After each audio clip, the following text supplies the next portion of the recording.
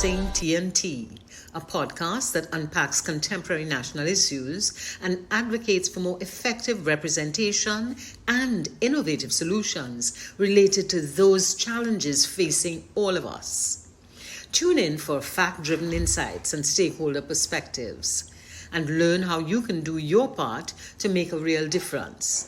Subscribe on YouTube and follow on social media for updates. Now, let's get started with this episode of Unboxing TNT with your hosts, Anarian Mason and Rudolph Hanamji.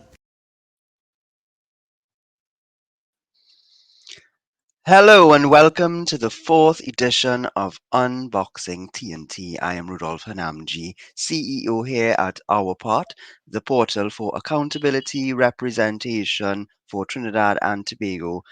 And I'm so pleased to be joined by my co-host, COO of Our Part, Anarian Mason. Anarian, welcome. It's Unboxing TNT number 4, and we're discussing independence.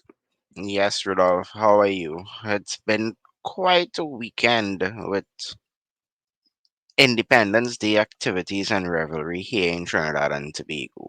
And I must remind our viewers before we start again, once again, to follow along on social media, hit that like and subscribe button on YouTube because it shows that 90% of you guys are not subscribed. You're just watching the videos. Come on, subscribe, guys. It's just a click. So, Rudolph, how was your independence? Well, interestingly, independence for me, year after year, for the last 8 to 10 years, has been an opportunity for me to meet with like minded individuals where we get together for an intimate social gathering and we discuss national issues, what's going on with people's lives.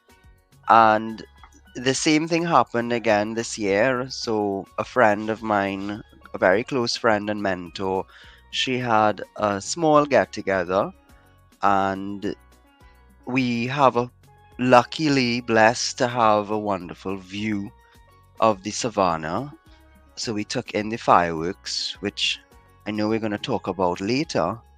Right. But for me, it really was a day of reflection because earlier in the day, you and I spent some quality time with some other nation builders, and Of course. we had some very deep and important conversations because of the intergenerational mix in the room about what independence means to different people. So, you shared parts of my day with me. What did you do afterwards? Well, interestingly enough, the Friday afternoon, we here at our part hosted our very first Independence pre-game night, where we had a mix of intergenerational persons there as well.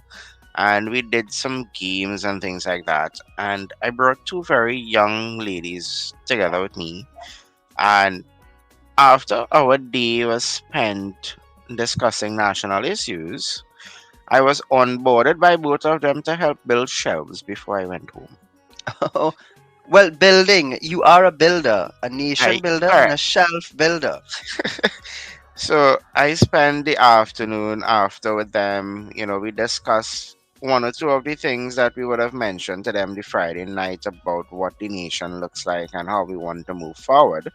So whilst we were building shelves, we were still having that conversation around national issues and how to move forward as a country. And I think that's even within our friend circles, Rudolph, even if it's not nation builders per se, but persons we are in contact with, we should still have that discussion because their opinions do matter. And we can't really say, for example, you and I are two guys. We can't speak for women. So women would have their own issues. So we can't exclude persons in decisions being made or decisions that is necessary to move and elevate the country forward. Oh, definitely. And that happens too often.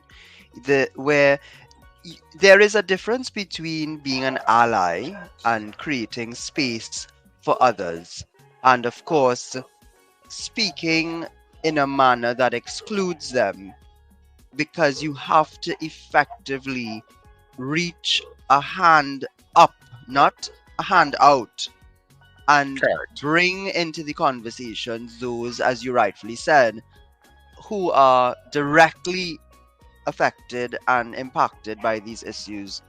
Because oftentimes they don't have the space to create for themselves.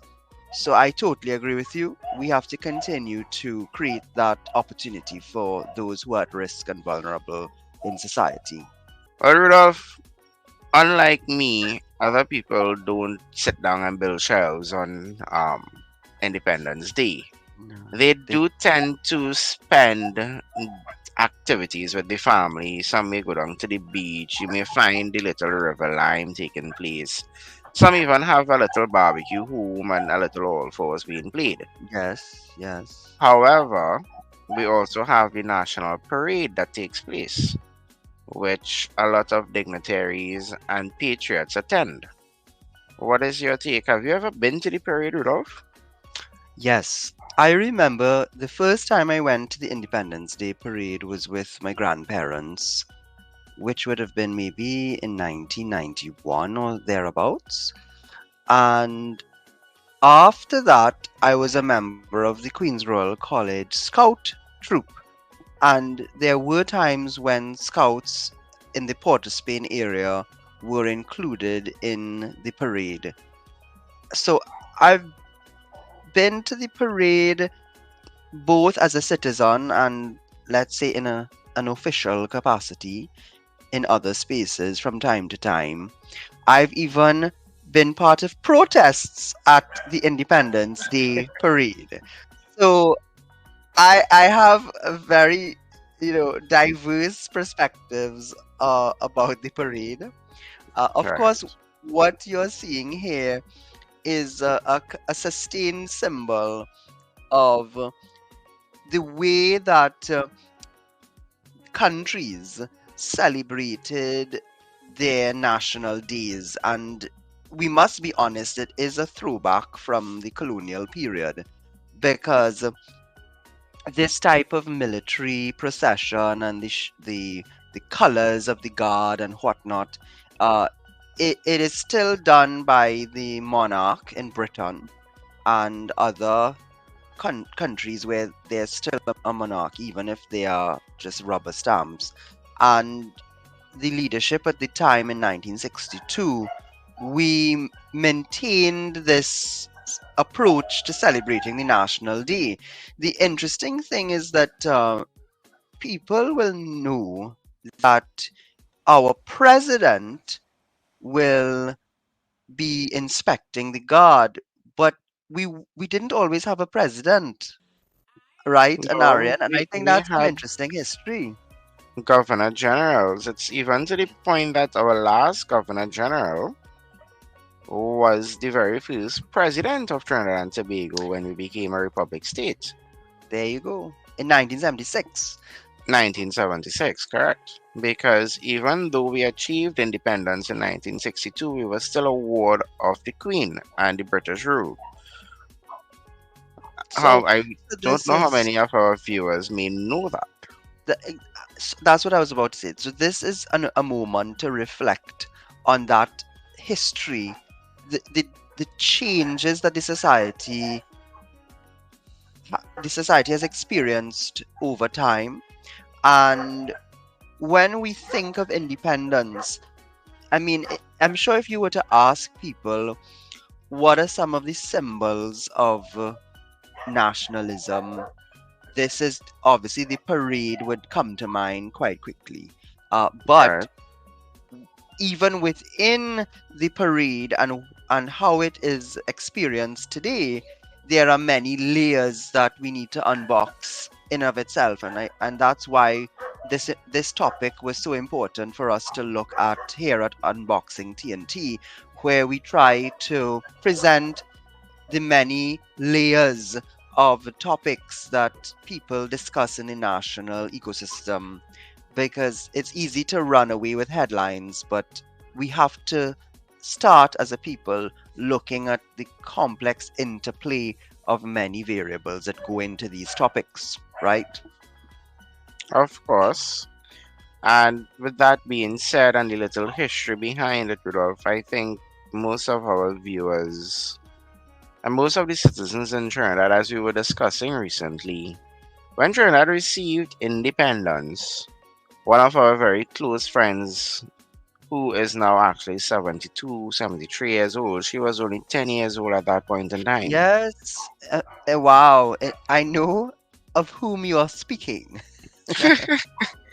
And hopefully she doesn't blow either of us out for revealing her age on air.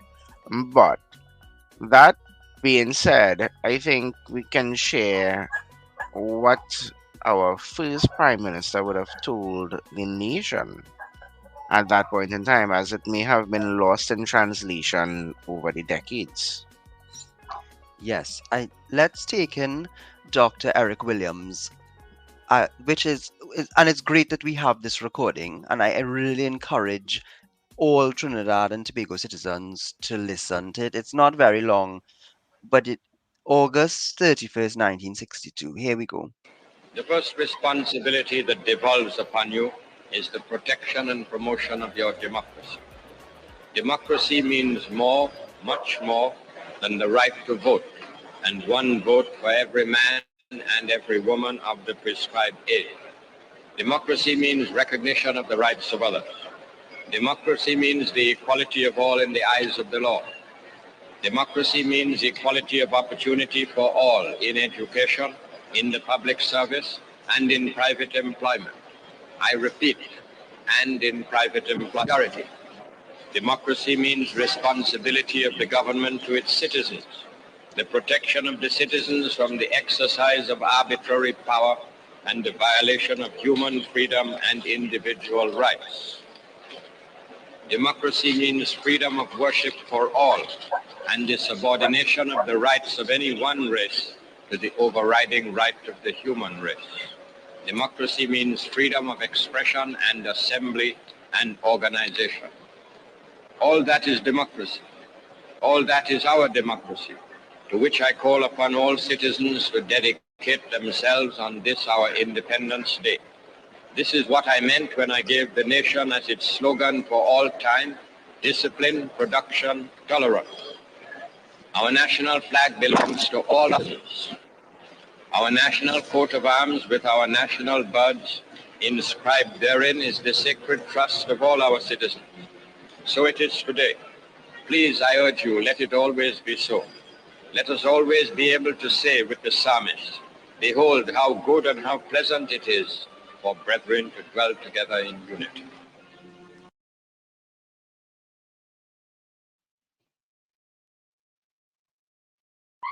Wow, I just call me a bit sentimental, All right. but simple words that the average person at any age could understand, right?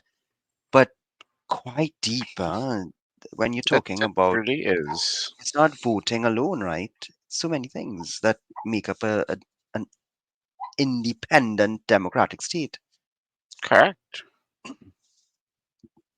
I agree. And what stuck with me was the equality for and protection, not just religion and single races, but he include everyone as the human race. The human race. That is what I'm talking about when I say deep. It is. It very much is. But on that very same day, we had a very another person who spoke to the nation and addressed the Queen. And that was the Yes. very first opposition leader who shares a very much close synonym to your name, Rudy. Uh, Mr. Rudnat Capildeo. And I think most people may have forgotten what he have said. And it would have been lost in translation as, we idolize the very first Prime Minister, Dr. Eric Williams. And I'm not Not shedding light on that, however, I still want to identify and show who Rudnat Kapildeo was and what he said to the nation as the opposition leader. Yes, let's take him in. Leader of the opposition, Dr. Capildeo. Leader of the opposition, Dr. Capildeo, now speaks. May it please Your Royal Highness to accept our sincerest thanks from this side of the House for the signal honor you have so graciously bestowed upon us by being present among us on this unforgettable occasion. It is fitting that at this historic moment, independence is heralded with the adornment and luster of British parliamentary democracy, and that it is dedicated to the British parliamentary tradition. Every such dedication is a barrier which evil minds will have to surmount in order to advance into totalitarian paths. Nevertheless, we enter the future with high hopes and with unbounded confidence in ourselves, we and the other side of the House. Unbounded. I love that word. It speaks to the limitless potential of our people and Aryan, and the fact that, and you heard what he said, that the the conventions, the parliamentary system that we chose to adopt, that reflected the then British system, which, by the way, has evolved a lot since then, more than ours has. The, Right. he saw it as a barrier to those that would seek to take on a totalitarian approach to governing the country. And I do think that in many ways, the one of the reasons that we still, generally speaking, hold to those conventions is simply because they have worked in many ways. But that is important to understand, because today there's this debate about neocolonialism, and should we get, a whole refresher on almost every institution, names, symbols, etc. And I know we're going to talk a little bit about that as well later. But the context is important, that we were coming out of being a colony, Right. and our ancestors, our then leaders, would have seen the pros of many of those systems outweighing the cons, obviously, and chose to maintain them, and to a large degree, so have we. Well, what I would like to highlight is that even though he was leader of the opposition, he built and spoke of unity for all. He didn't fight down the current prime minister or those who were actually there, and they worked together and in tandem to bring forward a better Trinidad and Tobago as to where they were, to where they expected them to be. Yes, yes, And I would like to make a clarion call to citizens here at our part. You must forget race, forget religion, forget these things. As our first prime minister said, we are the human race where there's equality for all to practice. There shouldn't be vandalism, there shouldn't be discrimination, but there should be inclusion and unity. And to build a better Trinidad and Tobago, we start with the watchwords discipline, production, and tolerance. But I yes, think, Rudolph, over the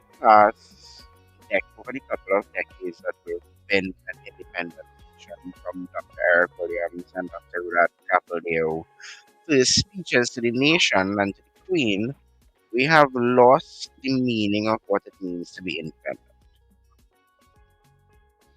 yes. I think I would have to agree with you, because we, the citizenry, we've allowed, in many ways, independence to just be symbolized by the erecting of these red, white, and black pieces of cloth, bunting, and decorations.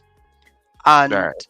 I use that word deliberately in, you know, in the superficial sense that it can connotate, because when you look at the simple fact that these things are sometimes erected only a mere hours, if not a few days before the Correct. independence inter Republic Day period, it makes you wonder if it really is just about literally window dressing, or do we truly live red, white, and black each day? Because I would love to put some people on the spot and even ask them if they remember what the colors mean. Well, there is a controversy around that I don't want to get involved in as to the design and how it came about. But I believe we need to remember, because I think I learned what red, white, and black stood for in standard 1 or 2 in primary school. And the thing is, I don't know if it's still taught today, because there is such a focus on persons passing this SEA exam, the standardization exam. And there's an interestingly enough, Rudolph, sorry if I digressed here, but actually continue. I'll bring back my point later when where it ties in. So we were talking about visual representation. Yeah, and of course, one of the main visual representations has become the fireworks display, both now at the Queen's Park Savannah and on San Fernando Hill, and of course in residences and other places around the country. Again, it if you are being as objective as possible, Anarian, you can't hide from the fact that it's literally public funds going up in smoke. Now, the smoke might look very pretty, but we are investing in this beautiful display. But even the display is problematic because of all of the issues revolving around pollution, noise pollution, and the impact on the elderly and animals, etc. Right. And that in itself is an analogy for how we sometimes view independence. How we treat with it is problematic, because and I want to call out here, I have witnessed parades in the past, and maybe we should have taken a closer look. But there are times when people who should be at the parade are not in attendance. And Ah. there, Mm-hmm. because everyone, to your point that you raised earlier, where Dr. Capildeo stood as the other side of the house, but was able on that first Independence Day to join with the administration in focusing on I mean, they both focused on the greatness of the People nation, and and people. which is people. So here at our part, the portal for accountability and representation for Trinidad and Tobago, uh, we use our platform to, as you did, make this constant clarion call for people, especially leaders, in all spheres, not just in the public sector, but in private sector, and individuals who are leaders in their own right, in their communities, their religious groups, their associations, to refocus on what it really means to be independent. It's not just about putting up our beautiful colors, which of course represent things such as our energy, the wealth of the soil, and the seas and purity that we, seas that surround us, and the purity that we aim for. But it should really evoke within many of us.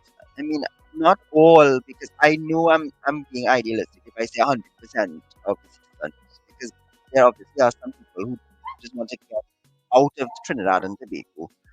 But I think the most of us Scenarian, we've chosen to stay right here and build here and be grateful for Trinidad and Tobago and everything that it has given to us. It should evoke within those, the majority of people, more than just or that it looks pretty. It's Right. deeper than pretty. It should it should cause us to think more critically and to be more actively involved in democracy. I'm sure you And agree. not only democracy, but in nation building and platforming Trinidad and Tobago to where it should be in the 21st century as opposed to where we are. Because there are other countries who would have started independence, give or take around the same time as us. Look, for Yes, example, Singapore. Singapore became an independent nation around 1965, which was just 2 years before us. And look at their progress and where they stand in the world compared to Trinidad and Tobago. And if you recall correctly, Rudolph, Singapore has no natural resources. They that is more or true. less build their economy on something called patenting. And Trinidad has beaches, tourism, we have oil and gas. Yet look at where we are. So I think we need more citizens to be advocates for our country and work together in unity. Together we aspire, together we should achieve. And I know that when you speak about assessing where we are at and making comparables against other nations, it comes from partly from your passion for the SDGs. And Of maybe course. you can take us through and the viewers through this dashboard. Because I think, again, more people need to concern themselves with some of these indicators.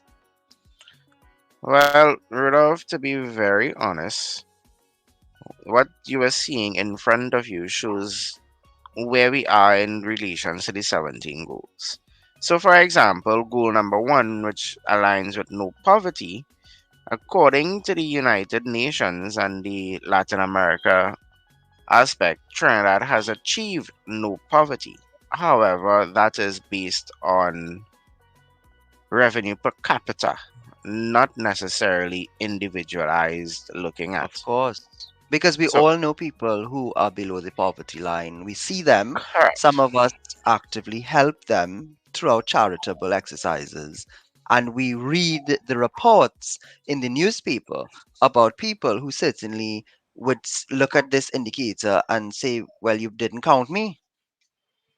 True, very true. And I've been seeing that from information based out of the statistics office for quite some time.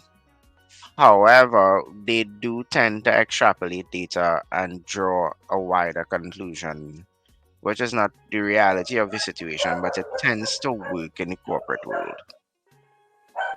So, as I was saying, green indicates that we have achieved the goal, whilst the arrow that is pointing to the right shows that we are stagnating in the goal. So, whilst we may have achieved no poverty according to the dashboard, it is also stating that we have plateaued and we're not going up or down, but we're just there.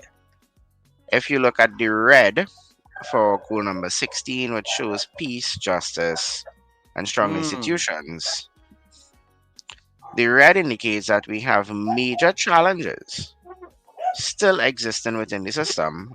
However, the arrow that points down shows that we are not working towards that we are now deteriorating as to where we were at the initial assessment compared to this assessment. And then the oranges, you can see there basically we have some challenges or significant challenges. The direction of the arrows indicate that we are moderately improving. And well, gray means we have no data on it at all. And I mean, Anarian, I must admit as well, I'm familiar with this chart, but let's say for argument's sake I wasn't. Just Right. based on your simple explanation, all I'm seeing is red and orange. All right. So let me explain, go in a little more further, right? We're saying at a no poverty level, yet we are red with zero hunger. How can you tell me that we have persons who Mm. are hungry, but we have no poverty in the country? And it's it is unboxing data in that manner that is required. That is why we created this podcast. Because it's easy sometimes, as I said earlier, to go away with the headlines. But Correct. look at how easily, instead, rather than you taking a headline, you've easily connected a dot right there and caused us to question whether the headline is in fact fully representative of the truth. Correct. It worries me as well that in 2024, the UN is reporting that we don't have data in two areas because not just because those two areas are great, but it makes me wonder if we are even getting enough adequate, accurate, contemporary data in the other areas. So, in truth and in fact, the position could be better or it could be much worse. So, that definitely bothers me and Aryan. And I know that we're going to look now at some of the core considerations when one thinks about independence in its truest sense, because we are, of course, independent on paper. We have our own territorial borders, army, governance systems, our own central bank, etc. But are we able to feed ourselves? And we all know the answer is obviously no. I mean, most countries around the world, unfortunately, are not set up in a manner where they can feed themselves. And I notice your background, Anarian, is that a cane field, right? It is, and I thought it would have been best suited, seeing that where we came from was agriculture and indentured laborship for the cocoa estate, for the sugar cane plantations that we had across the And of country. course, slavery before that. So it's we've always had the colonials taking, and that's why we call it a plantation economy. We come out of a plantation economy. They've always been taking, Correct. and yet, ironically, where's our agricultural system today? Well, Rudolph, if you look at the figure that is being showed here, this comes from the FAO office, which did a 3-year review between 2019 and 2021, right before COVID and after COVID. And they put out a report in 2022, which surprisingly indicates Trinidad and Tobago in the Latin America and Caribbean region ranked third for food insecurity. Yes, And it's un. that's as Go ahead. coming out coming out of a plantation economy, as you just said. It's very disenchanting, or it's disappointing to know that we can't sustain ourselves food wise. I am someone, and I won't speak for you. I mean, probably you are in this. I think you are in the same category, but I'll speak for myself.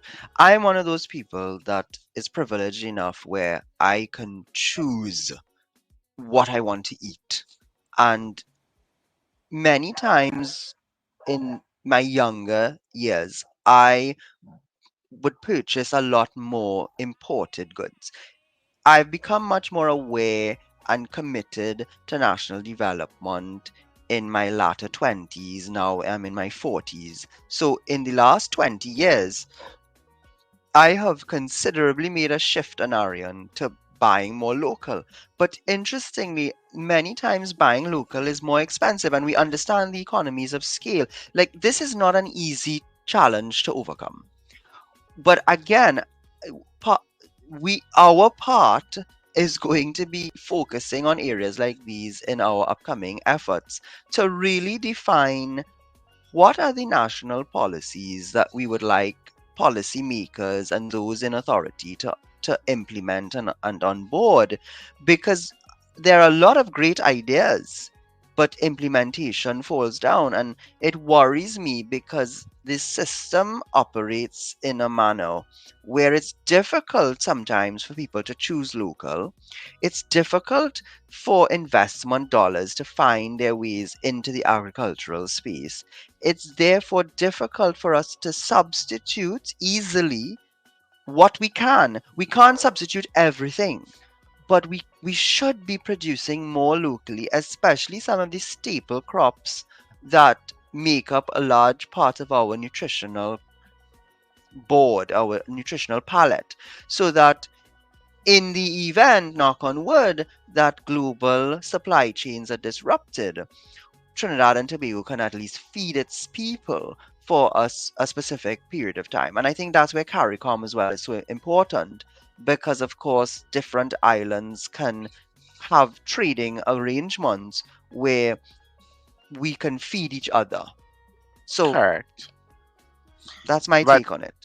the next question, Rudolph, becomes whether it is we can power our nation and what does that power look like? Because we need to be able to do that. No, Would and you I know agree? this is your background, certainly in the energy space and energy production. The, we have, again, blessed maybe is the right word, adequate Hmm. natural gas.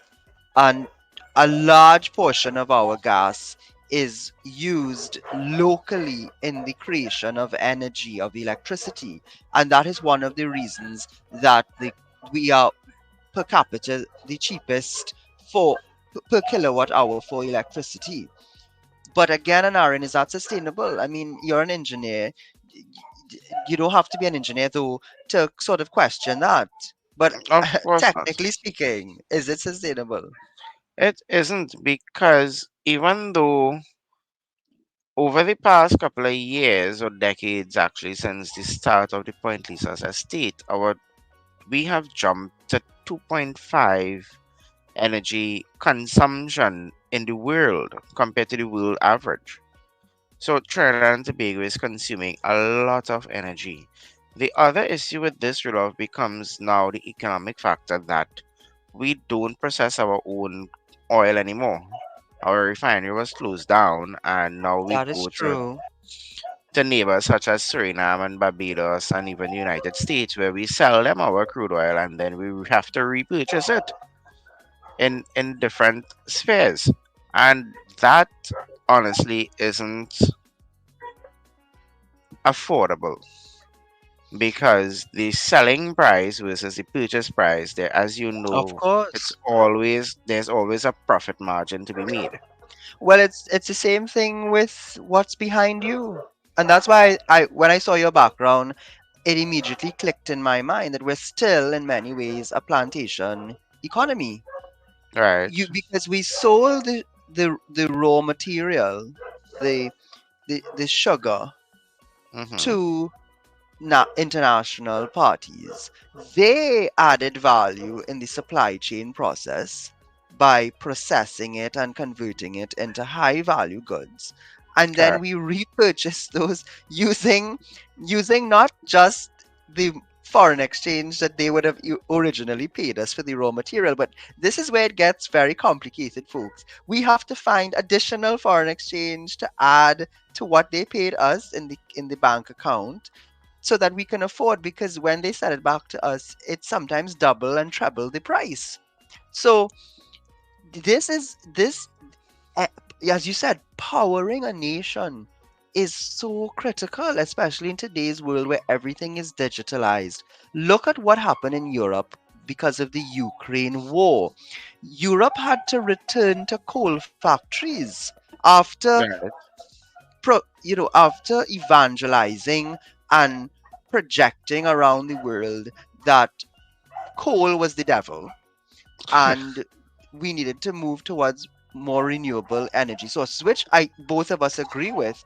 But when it Hmm. came down to survival of its people, they had energy that they could have used without having to go to Russia, and they used their energy.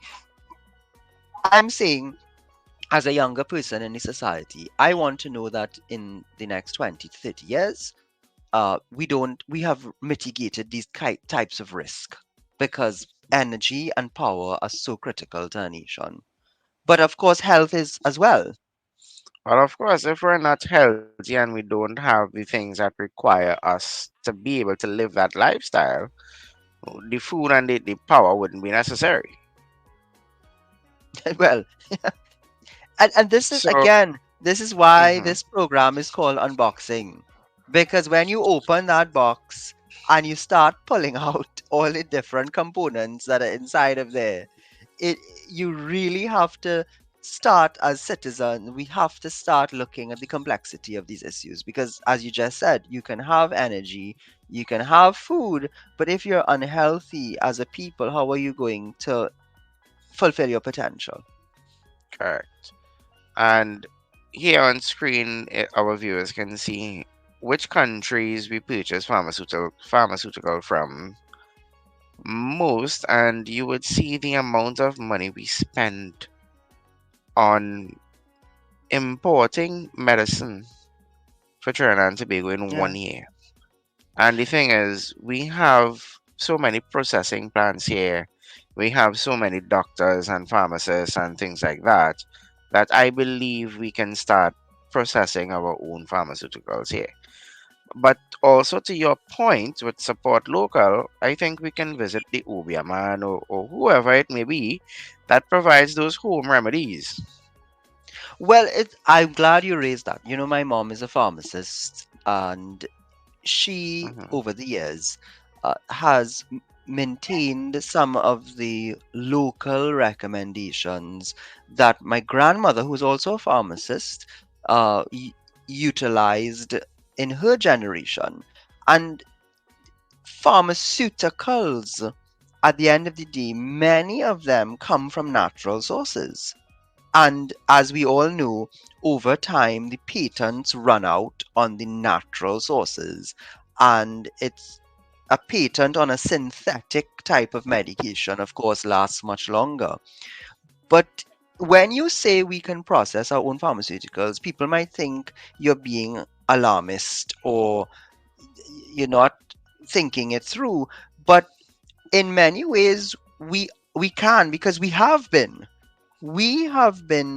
producing some of the elements that go into other products, other end products. And I'm calling on the citizens to think a little bit more critically. So some of the derivatives from oil and gas go into the pharmaceutical value chain when you think about it. Correct. Some of our pepper, the capsicum oil, that Hmm. also finds its way into the medical field. The coffee and cocoa, there are a number of things that we could probably look at that can go into the medical field, because do people forget, during COVID-19, what did a rum company named Angostura start producing? Not sanitizing, uh, Hand hand sanitizers. sanitizers and Yeah. sanitizing products. So Yeah. to make your statement shows that we can innovate our economy. We can reconceptualize where does Trinidad and Tobago fit in the value chain. So we might not re- again we might not decide we're going to compete with the large pharmaceutical companies of the world, but maybe we need to collaborate with them more and become part of their value chain and renegotiate some of the prices that people have to pay for medication. But also, Anarian, we do have to become a healthier nation, because our NCDs are way off the charts. We're highest per capita in many regards as well. And Correct. NCDs are lifestyle, to a large degree, are lifestyle diseases which we can preempt and therefore reduce our need to import at such a high level based on this graph. Right. So, And Rudolph, in keeping with our theme of unboxing here and what independence looks like, we already figured out how to power ourselves, how to feed ourselves, and how to be healthy. Now, our next concern may be that of security. yeah, justice and security. I mean, this debate has been going on since independence days. I could imagine. I used to hear my grandfather, who was an attorney, talking about it, and he became an attorney before we were independent. And the Privy Council sits in the United Kingdom, and we've maintained that as our last court of appeal. So there is a little bit of I mean, there is just hypocrisy generally, I say, about these positions people take regarding independence nation status. Mm-hmm. No, now no country,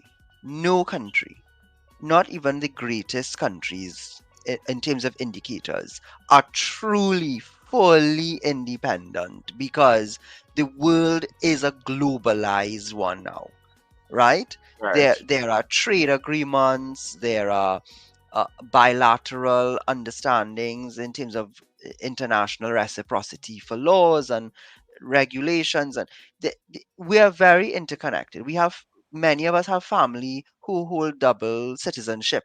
So, where does one citizenship take precedence over the other? These are very complicated matters. But the but here, as Mm-hmm. someone who studied law myself and will be practicing one day, we do have the jurisprudence, the judicial capacity, I believe, to locate our final court within the Caribbean region at least. I mean, the CCJ is headquartered in Port of Spain. So to Correct. me, this conversation about, you know, where about maintaining this court because we don't trust our jurists and our judicial officers, I don't buy into that, Anarian. uh it is time that we make some of these changes. And you could start with civil. You can Right. break it in half. We can say that all civil matters find their way lastly to the Caribbean Court of Justice, and we can use that as a pilot. Because I have read a number of outcomes, a number of decisions from the CCJ, and I've looked at the reporting, and I can't recall one decision that was found generally by the general commentators in law to have been a flawed decision. So I really don't know why. Well, I know why, but we have to push harder to break Right. from the remnants of colonialism that really don't make sense anymore. As Eric Williams and Rudyard Capildeo both said, there are things that we adopted that made sense. Some of them don't make sense anymore as an independent Anymore. nation Correct. 62 years later. So we need to Agreed. filter. We need to be critical, we need to be objective, we need to be data driven, as you are in your profession, and make decisions not just on emotional or anecdotal evidence. Okay, I agree, and we love this. Because Stop. that is what will allow us to manufacture more and export. Because if you free your mind, you can Mm-hmm. look at other ways to generate income, right? I mean, again, from a technical point of view, you were raising it earlier that we can do more with what we have. Agreed. And with that being said, again, looking at being independent from that of a home, there are everyday items that you need. And I think you have on screen there, Rudolph, some of the percentages of the stuff that we import. on a regular basis that we don't provide for ourselves, which is another way that whatever little income of forex we have coming in is being repurposed to bring other stuff back in. And we have the capacity and technology to be able to manufacture some of these stuff. And or and because we believe in the land of and generate even other products that we can export and earn more revenue, which would offset the balance of payments. So it's important for us to understand to some degree. I mean, I'm not saying that every single citizen Anarian should look at tables like these and spend their free time trying to unbox and assess these data points. That's why there Of are other people course who not. do it. That's what other people do for a living. But Right. we need to ask certain questions about why our foreign exchange reserves are where they are at. How can we enhance them? How can we earn more foreign exchange? And again, going back to what both of us were saying earlier, by using our innovation and creativity to generate new products and services to be further along the value chain, get out of the plantation economy system. Because this is what independence is really about at the end of the day. It is about being able to look at the core areas of life. As you said, you have to be healthy first of all, quality of life indicators. You have to Hmm. have people who are thinking in the right way. You have to be able to feed your people if necessary, at least at a basic level. You need to power your country. You need to make better decisions about what we're importing and what we're exporting. And you have to have the money to do it. So, And you need to keep them safe. I think you forgot that key aspect and on that you need to keep list. them safe. And that is perhaps just as, I mean, all of them are important at the end of the day. So, to my mind, the when the IMF talks about our fiscal status and Hmm. our debt to GDP ratios, etc., we have to again understand that every dollar that we borrow today is going to have an impact on the future generations. So, you know, just to move along a bit, of course, at the end of the day, all of this comes down to our view of ourselves, our Right. national pride, and understanding what it means to be a Trinidad and Tobago citizen, but one who is fostering full independence. And of course, there's the national coat of arms discussion right now, whether we should, well, it seems to be a fait accompli. We are switching out the three ships with the steel pan, which again, I don't have a problem necessarily with the outcome or the idea in RM, but I have a challenge with the process. Not And only that's the what we are process, but asking the people to. cost. I think the cost behind it would be substantial.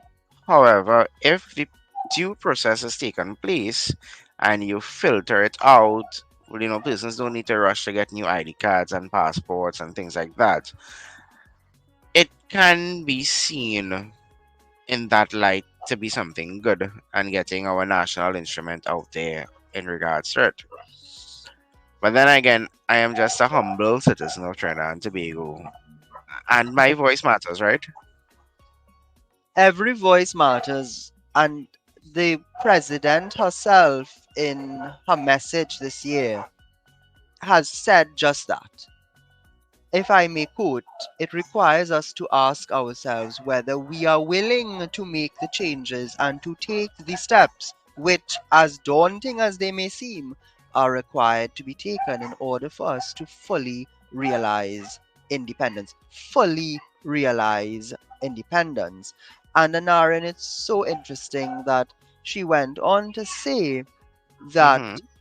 we must all recommit, each of us, to playing our part so that all of us can fully realize our independence. So you're not Did right. the You have president just the president is endorse? calling. Well, I think I she just endorsed what we're doing Yes, subconsciously. and you're right. Every citizen, humble or otherwise, needs to do their part because, as we always say here, if I do my part, and You do your part, together we then do together we do our part. our part. So, So, Anarian, with that, I think we've unboxed this topic as best we can. What I do you just have want to for us? ask, Go ahead. I want to ask our viewers one simple question. I want you for a minute to close your eyes and think of what Trinidad and Tobago looks like at 100 years old and help us realize that vision. You can send us your vision at we must do at ourpart.org and help Yes. us build out what that vision looks like, because one of the signature projects at our part is the vision of Trinidad and Tobago at 100 years old, titled TT100.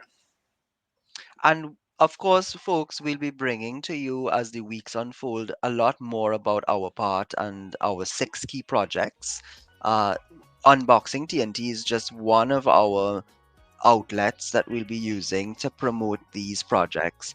But Anarian, we ourselves are young citizens who demonstrate that a lot of wonderful ideas and power comes out of Trinidad and Tobago. So even though we're still not yet fully independent in many key indicators, we have a lot to be thankful for, and we've contributed a lot to the world. I mean, Eric Williams himself is still today a noted historian, and Dr. Capildeo contributed the Capildeo theorem to NASA, which allowed them in part to land on the moon. So Trinidad and Tobago, our leaders, our citizens are contributing all over the world, and we must continue to do that and build on that. And I think we I'd like to encourage folks to take in the song that we're going to close off this edition with, which is, of course, the Mighty Snipers' Portrait of Trinidad, which quite beautifully captures the greatness of our nation. So, with that, Anarian, I would want to say, you know, I hope that everyone had a happy independence, but at the same time, let us look forward to what are we going to do in the next year so that when we're having our edition, our Independence Day edition in 2025, we're having a slightly different conversation.